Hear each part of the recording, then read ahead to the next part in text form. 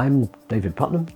I live here in Ireland and I work in a whole range of areas, mostly in education. I've been closely involved in the environmental movement since 1980. It's been a subject of enormous interest to me. Broadly speaking, education has tended to look backwards, not forwards. The way in which the average classroom operates today is not that different from when I was at school. The exam culture, the leaving cert is almost irrelevant to the challenges that we're discussing in terms of sustainability and the future of Ireland within a global community. We've got to make a serious judgment about the type of skills and type of people we want to see on the island of Ireland in 2030, 2035, 2040. And they necessarily will be significantly different. They have different challenges. They're going to need judgment, they're going to need empathy, they're going to need to plan their futures rather more intelligently. We are at a very, very bad place in terms of trust. As a direct result of misinformation, we've got to find a way of resurrecting trust as a central component of our lives. One of the reasons it took so long to establish the settled science of climate change, it's now evident that the large oil companies knew in the 1950s what the outcome were likely to be, and not only did nothing about it, actually hid the evidence. In order to protect their business model, they do the wrong thing. And we're dealing with that exactly right now with the social media companies. They know how to do the right thing, but to protect their business model, they're actively doing the wrong thing. We as citizens are going to get smarter about tackling them on this. We cannot afford to be lied to.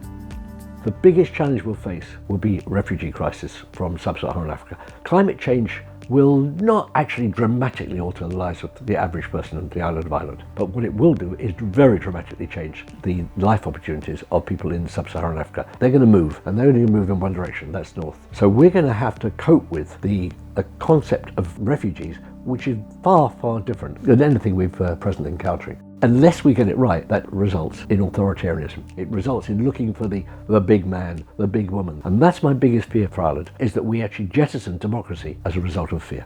I think developing a society that has young people who are sufficiently empathetic and sufficiently understanding of the decisions and balanced decisions they have to make is going to be essential to steering us through that crisis. Sustaining democracy in the threat of climate change will be a massive challenge, and it'll become all too evident, I think, by 2035. All of my thinking comes back to creating an education system where this type of thinking and these type of concerns and these type of solutions, if you like, come naturally as a result of the information. But we have to ask ourselves, do we have the education infrastructure? Do we have the professional development? Are we attracting the teachers that can deal with these kind of responsibilities? I'm not sure at present we are. There's a lovely stat, which was a Gallup survey, that 96% of college principals believe their institutions are successfully preparing young people for the world of work. Only 14% of recent college graduates agree. Less than 12% of business leaders believe the graduates they employ have the skills they need. Disparity between what the education profession thinks it's offering and the reality as seen by graduates and then as seen by businesses, it's not a gap, it's a gulf. Now, I'm arguing that education has not made the dramatic leap it needed to make between the 1950s and 60s and today. There are opportunities out there for us now. The development of AI and the ability to analyze and self-pace students and look at the individual learning journeys of students. Through the development of AI and other similar technologies, we can actually track the progress and track the progression of young people. People get very nervous at the notion of gamified education. But the truth is, in one way, education's always been gamified. That's the nature of coursework, that's the nature of books and book learning. You're playing with your memory. We've gone beyond memory now. I don't need to remember stuff. I wouldn't go look on Google for anything I need to know. What I need to know is how to implement the information I deliver. It's now a question of an accretion of information, and then how do you have the multiple intelligence to collect that information and say, you know what we can do with all this?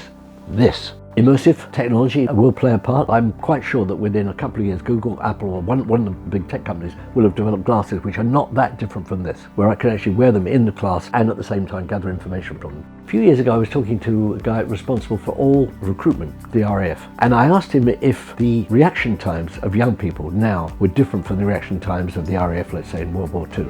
And he said they're just off the scale. These kids are so fast and their reactions work so fast. Well, we've got to find ways of plugging into that and using those new skills. At the same time, we're also going to be careful not to lose the very, very best of the old skills. I would say that empathy is an old skill. How do you navigate between using all the new skills and retaining the best of the old skills? That's teaching. That's the challenge for teachers.